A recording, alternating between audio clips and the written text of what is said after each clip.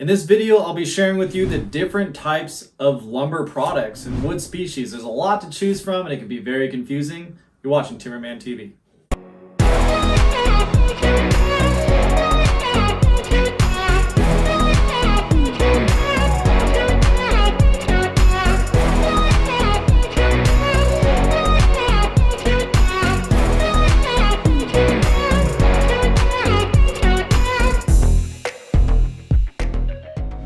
If you're brand new to woodworking or anything like I was 6 years ago, I had no idea how many different species of lumber there really was and the wide variety of application that they're used for in order to create a finished product. This can be a very troubling thing if you don't know what you're doing and you start using the wrong lumber products to create a finished product that doesn't come out so good.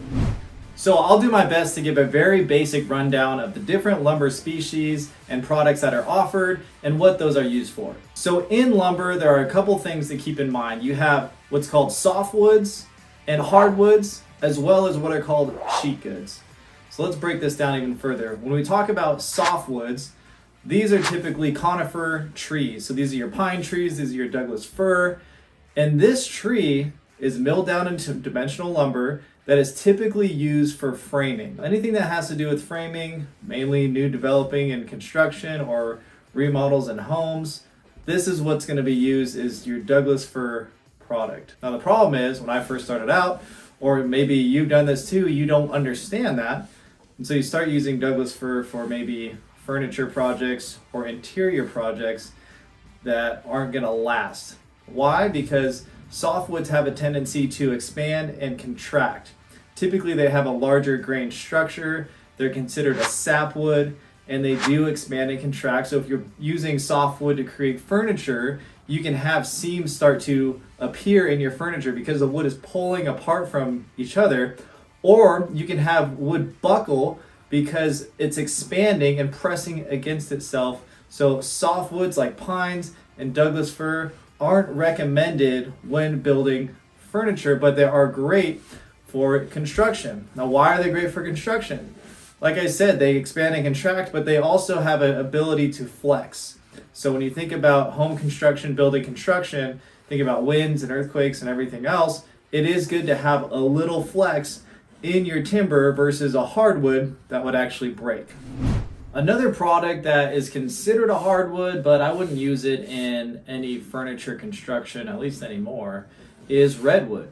And redwood's typical to find at your local Lowe's or Home Depot, and it's great for building decks, anything outdoor or like outdoor decor or planter boxes. Redwood is kind of an anti-rot material. It's hard to burn, and so this is a great species to use for exterior decking, exterior projects. All right, so let's now jump over to hardwoods. This is where things can get extremely confusing.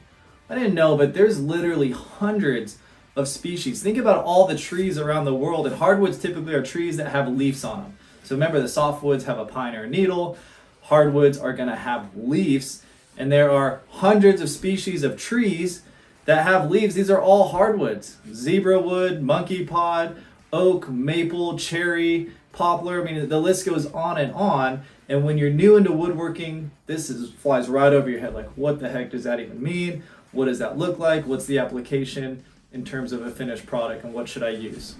Hardwoods also have a more dense grain pattern. If you look at a crosscut section of a hardwood, you'll notice how tightly fit the grain is compared to a softwood. And here's a picture right here to give you an understanding of what I'm talking about. So hardwood is typically only used in interior finishes and in furniture making. I started using hardwoods and fell in love with the products and how they started to turn out, even though there's a few drawbacks to hardwood.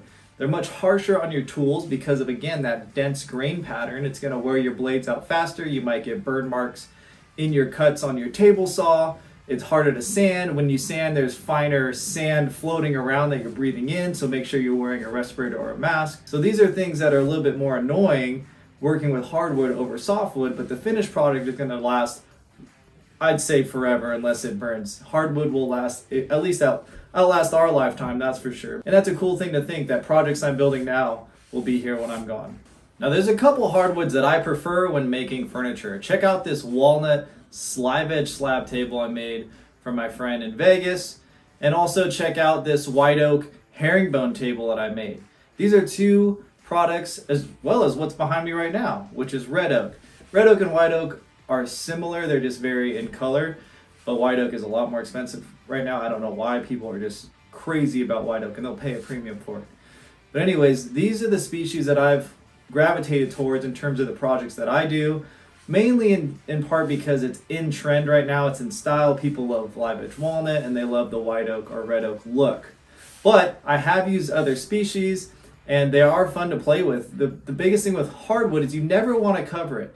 There's no point in staining or painting a hardwood, otherwise why are you paying so much money for hardwood? Which in fact, if you go to your local big box retailer or any lumber yard, you'll see that hardwoods are expensive.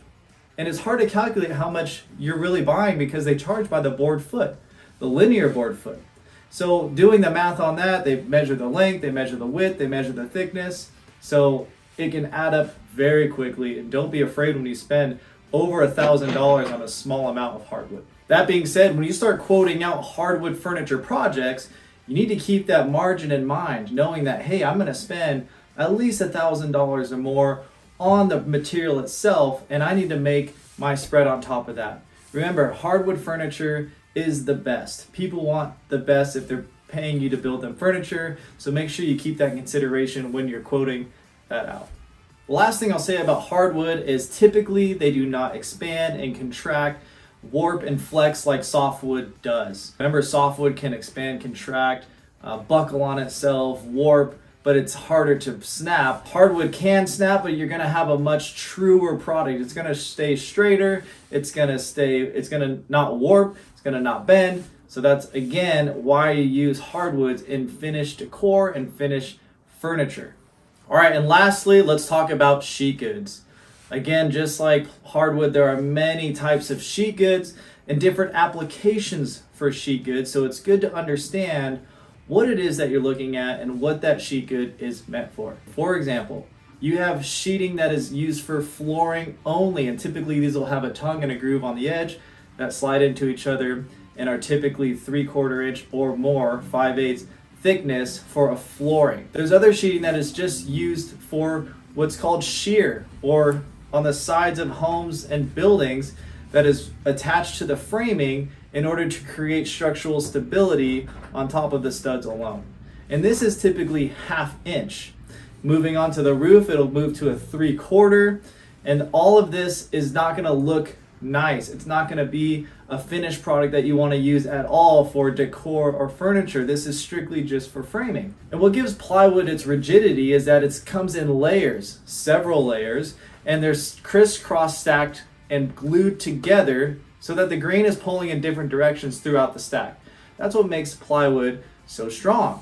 But again, just as with hardwoods and softwoods, the building material plywood or the sheeting is going to be cheaper and ugly compared to what you're going to use in furniture grade.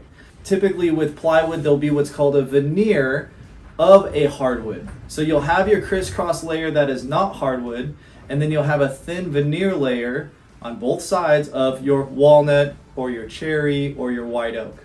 And these sheets can be very expensive. Don't be surprised to see these anywhere from $80 to $120 per sheet. If you look into cabinetry, the most common used sheet good is called Baltic birch.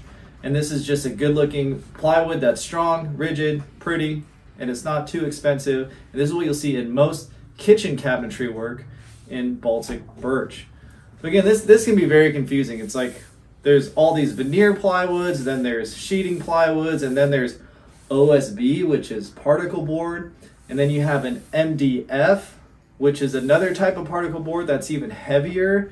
I mean, what the heck do I do with all this knowledge? Well, keep it simple. If you're gonna frame stuff, the sheeting's gonna look ugly. You'll see a bunch of knots, or it'll be OSB. If you wanna go into fine furniture, then you can start looking at veneer sheet products that even match what you're using for your hardwood. So again, not to confuse you, but just as I have learned over the years, there are so many products and species of lumber out there that are used for specific applications. I hope this didn't confuse you. I hope you learned something. Leave a comment below if you're interested in learning more about different wood products, or let me know what you've built with. I am definitely curious. I have not built with every species, even though that'd be awesome, but I'm curious to know what your go-to is, what you like to build with. As always, make sure to subscribe to this channel, hit that like button, ring that notification bell, and we'll see you next time.